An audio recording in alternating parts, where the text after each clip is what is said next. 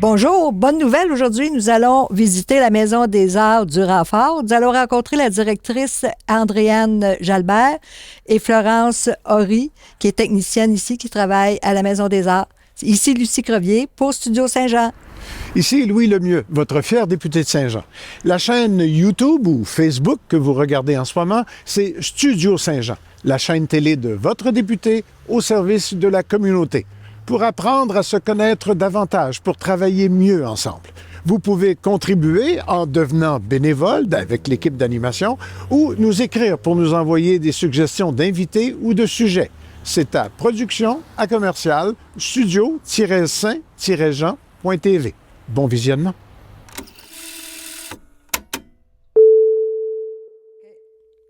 Bonjour, Andréane Jalbert, directrice de la Fondation Le Renfort. Bonjour.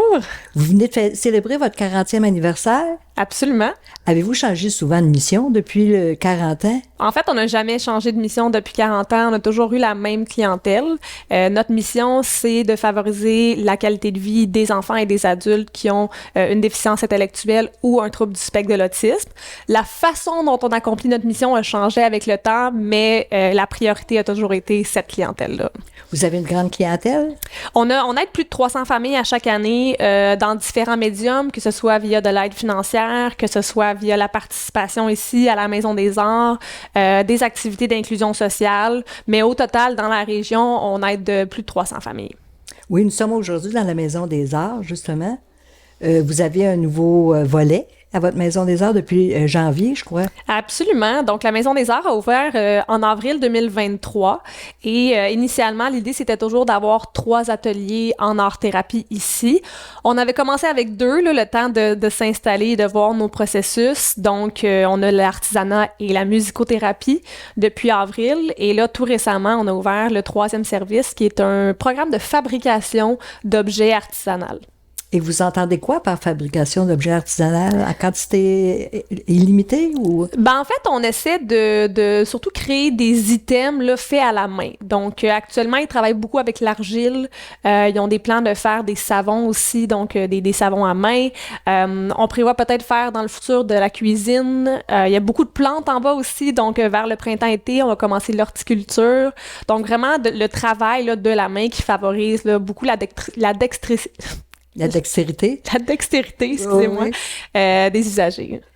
Puis, avez-vous des places de disponibles? On a des places de disponibles, absolument. Donc, encore actuellement.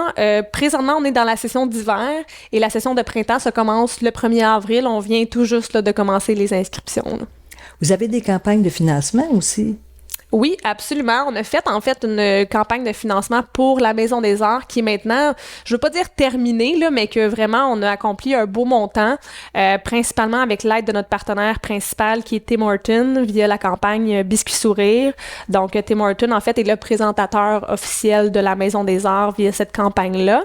Mais on a aussi d'autres partenaires triennaux comme Desjardins, comme Transport Bourassa, plusieurs partenaires de construction aussi qui ont aidé ici, Plomberie Saint-Luc, Silka Construction, Déco Bombardier. Je pourrais pas tous les nommer, mais vraiment, là, le projet ici, c'est à 100% financé là, par, oui, il y a les contributions des usagers, mais principalement les dons là, du public, là, donc de la région.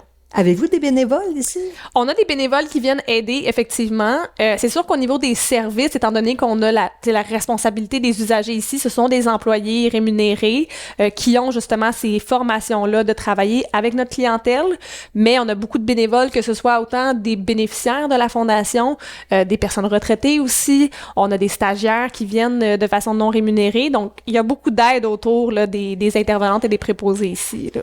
Fait que vous aidez à la formation si vous prenez des stagiaires. Absolument. Puis ça fait vraiment partie là, de ce qu'on veut redonner dans notre communauté ici aussi.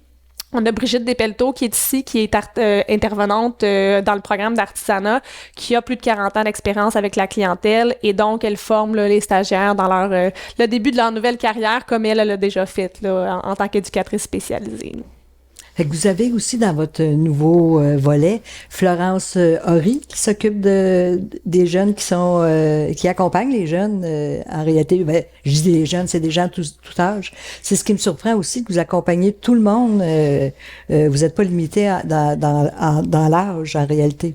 Ben, en fait, le service est offert aux 21 ans et plus, mais tu sais, effectivement, 21 ans jusqu'à 100 ans s'il le faut, là. Donc, la clientèle qu'on vient cibler, c'est vraiment les adultes qui n'ont pas l'opportunité d'être sur le marché du travail, mais qui doivent continuer d'avoir des activités, tu sais, pour continuer de favoriser le développement des compétences et le maintien des acquis. Donc, c'est pour les adultes, mais effectivement, Florence, notre nouvelle petite trouvaille à la Fondation, donc on est très, très contents, qui avait de l'expérience, là, plus de 5 ans d'expérience avec la clientèle dans un autre rôle précédemment, là. Bonjour Florence Horry. Bonjour. Nouveau membre à la Maison des Arts. Oui. Peux-tu me présenter ton programme? Qu'est-ce que Oui, vous faites? Je vois qu'il y a des plantes ici, puis que c'est une de vos activités. Oui, donc en fait, nous, on a un nouveau service qui est ouvert depuis le 8 janvier. Ça s'appelle la fabrication créative. Puis dans ce nouveau programme, on va explorer différentes matières et dont l'horticulture, qui est juste derrière moi. Donc pour l'instant, c'est des pousses, mais cet été et ce printemps, dans le fond, ils vont grandir et on va s'en servir pour faire des boutures. Oh, ça, c'est agréable. Ça montre toute l'évolution des plantes. Aux gens qui viennent ici pour recevoir de la formation, une formation. Qu'est-ce que vous faites d'autre aussi? On va faire de l'argile. C'est une nouvelle matière à la Maison des Arts, donc ça ressemble à de la plasticine. Pour les usagers, c'est très intéressant, très sensoriel aussi. Puis, on va faire tout ce qui est aussi savon et sel de bain. Donc, c'est des différents produits on va pouvoir, dans le fond, qui vont pouvoir ramener à la maison et ramener ici pour remplir. Donc, au niveau de l'écologie, c'est très bien. Vous travaillez l'argile sans cuisson? Oui. Puis vous la peignez avec l'acrylique? Oui, exactement. Je sais que vous faites des bijoux aussi avec des perles de bois. Oui, donc on a fait une belle décoration murale pour la Saint-Valentin avec l'argile et la peinture. Les usagers ont pu en profiter pour enfiler des perles de bois sur des cordes et assembler le tout là, pour donner une belle décoration murale de Saint-Valentin. Ça prend beaucoup de créativité de votre part. Oui, j'imagine, mais c'est surtout de leur part à eux. Ils sont assez libres dans leurs projets, donc on leur offre toujours la possibilité de faire le projet avec leurs couleurs. Puis, donc, ils ont toujours le choix des billes, le choix des cordes, etc. Donc, le résultat final, c'est vraiment une création de leurs mains. Vous avez combien d'usagers à la fois? Ça peut aller... en fait, le groupe peut accueillir un maximum de 6 personnes. Puis, je vois que vous avez fait des cœurs en papier pour la Saint-Valentin. Oui, bien sûr. Donc, vous suivez les thèmes du moment. Oui, absolument. Donc là, c'est la Saint-Valentin. Donc, on a fait quelques projets de Saint-Valentin, dont les cœurs en papier de soie. Puis, on a fait également des petits cœurs ici en bois, donc qui sont peints et réalisés par les usagers. Les usagers peuvent partir avec après? Oui, absolument. Ils peuvent ramener leur création à la maison. Ça demande beaucoup de souplesse de votre part, hein, parce que chaque individu a un problème différent, donc vous devez avoir énormément de souplesse ou une dextérité différente. Oui, j'imagine que ça doit faire partie de mon expérience auprès de la clientèle. Donc, j'ai 5 ans d'expérience auprès de la clientèle des ITSA de tous les niveaux. Donc, on s'adapte vraiment à leur capacité et à leur réalité dans la réalisation des projets, afin que tout le monde soit capable de réaliser quelque chose dont il peut être fier. Ben, en fait, on est vraiment, vraiment fiers de ce qu'on a accompli avec la Maison des Arts. Tu sais, on a plus de, au total, il y a une centaine de participants individuels qui ont participé depuis l'ouverture. Tu sais, je pense que, puis les intervenantes ici pourraient le dire mieux que moi, mais on voit vraiment à quel point l'art-thérapie est vraiment une forme thérapeutique pour les usagers. Autant qu'on développe les compétences, mais il y a beaucoup c'est un moment thérapeutique pour eux, c'est un moment de socialisation. Les usagers qui viennent ici, ils reviennent à chaque séance, à chaque à chaque session, excusez-moi.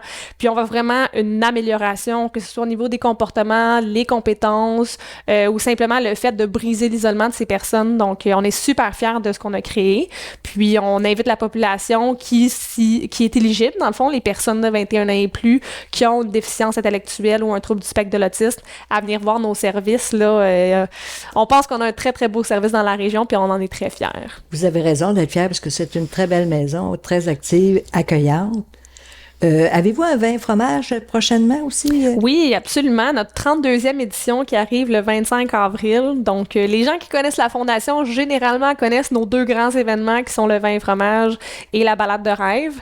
Le vin et fromage, c'est un événement où on rassemble 300 convives, principalement issus du milieu d'affaires de Saint-Jean, et où nos bénéficiaires sont les serveurs de la soirée, accompagnés de bénévoles comme des intervenants sociaux.